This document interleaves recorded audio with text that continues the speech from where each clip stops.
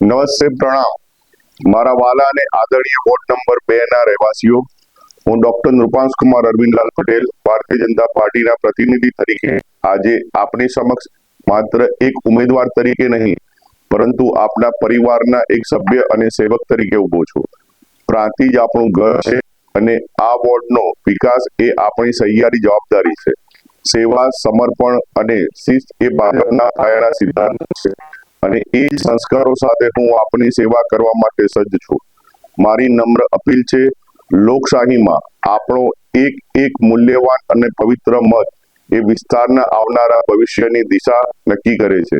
મારો હેતુ માત્ર સત્તા મેળવવાનો નથી, પરંતુ આપણા વોર્ડમાં સુખકારી, સ્વચ્છતા અને પ્રાથમિક સુવિધાઓને વધુ સુદૃઢ બનાવવાનો છે.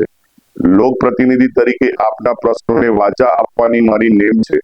વિકાસની ગતિ વડાપ્રધાન શ્રી નરેન્દ્રભાઈ મોદી અને મુખ્યમંત્રી શ્રી ભૂપેન્દ્રભાઈ પટેલના નેતૃત્વમાં ચાલી રહેલી વિકાસની યાત્રાને આપણા વોર્ડ સુધી વધુ તેજ ગતિએ પહોંચાડવી છે.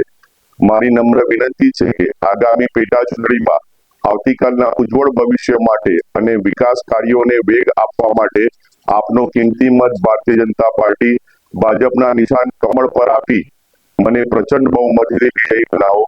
હું આપની ખાતરી આપું છું કે આપનો વિશ્વાસ એ મારી તાકાત બનશે અને આપની અપેક્ષાઓ પર ખરો ઉતરવા માટે હું દિવસ રાત પ્રયત્નશીલ રહીશ.